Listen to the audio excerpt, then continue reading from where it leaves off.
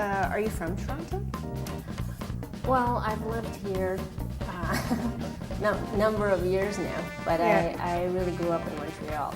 So Okay. I went to law school in Ottawa, and then naturally I became a Bay Street lawyer, so moved to Toronto. Right. It was funny because I think all Montrealers kind of have this thing about Toronto and being in Toronto. Right. But once you start living here, it's a great city. Now I do consider myself a Torontonian. Do you? That's Yes. good. I've been here for 16 years. I moved from Victoria, BC.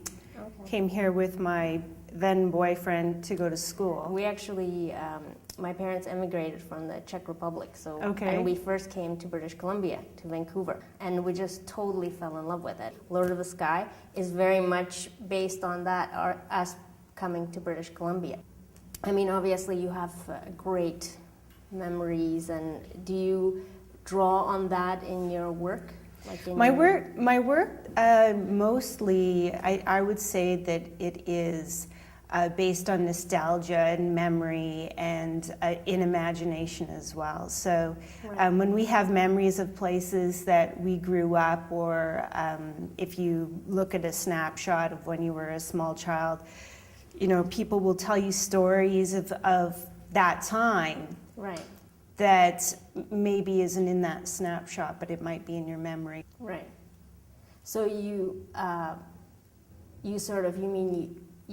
decide to paint something, and then parts of that sort of have those elements from that, probably from your whole life. And Absolutely. from everything. Absolutely. This book that we made, I actually have the book here, and it's a picture book. It's an original story, and we just really wanted to make this story now, Lord of the Sky, and I especially really wanted to write it because now that I have a daughter, it just once you have children, you sort of start to look at things differently. Absolutely. They inform your work and they change your work. Exactly. Exactly. And the story is an environmental story. It's inspired by the Haida, but it's basically about how human carelessness leads to an environmental tragedy.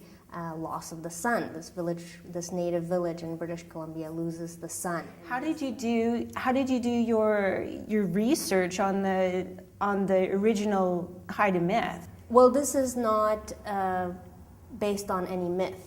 Oh, this okay. is sort of our original story, and it's really a story about us, and that's the beginning that you're looking at, is how we came to Canada, came to Vancouver, and we're so, as European immigrants, for us, as Europeans, it's different if you grew up here, but for us, it was like a shock. It was amazing, especially for my mother, that there's this whole culture, this Aboriginal culture, because Europeans don't have that, and we're very jealous of that, that you have this great history and background. Was your daughter around when you were writing the book, or? Yes, she was, and I actually, she's 3 now, so this was last year, so she was 2 years old. Yeah. And it is interesting, especially I really love the picture book style, because the way I tell my daughter is I tell her tell the story through the pictures, because my mother's very good, because of her film background, of having the pictures very active. I sometimes just use my own words to explain what's going on in the picture. Sure, I've tried to do that with my older son too, but he always catches me. Yeah. And how do you find your children influence you in your work, or do you think your work has changed? My work has definitely changed. I recently did a series of paintings I called the series Sleeping Bunnies. Okay. And maybe you've played this game with your daughter, but there's a song called Sleeping Bunnies where look at all the bunnies sleeping until noon and they pretend that they're asleep. Yes, and my then you get them favorite. Absolutely. To jump up jump up and start jumping around the room like a rabbit. So, and the other thing is that I find that in my house, a lot of the children's literature that I have features bunnies. So there's Goodnight Moon, there's, you know, The Runaway Bunny, Guess How Much I Love You, Velveteen Rabbit, and there's so many, you know, children's literature stories that have, you know, the subjects are rabbits, which are children. That's true. I never. So I did this series of paintings where now my kids are getting to the age where they're becoming more independent, and I'm losing that. I'm feeling that I'm losing that time with them. That,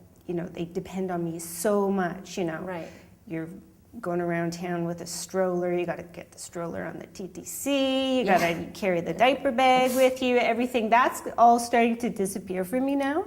So I wanted to do a series of paintings that kind of captured that moment in a odd and perhaps kind of humorous way. So I have a hare sitting on the subway, and I have these two bunnies, you know, sitting on a walkway in front of very, very typical North York bungalows.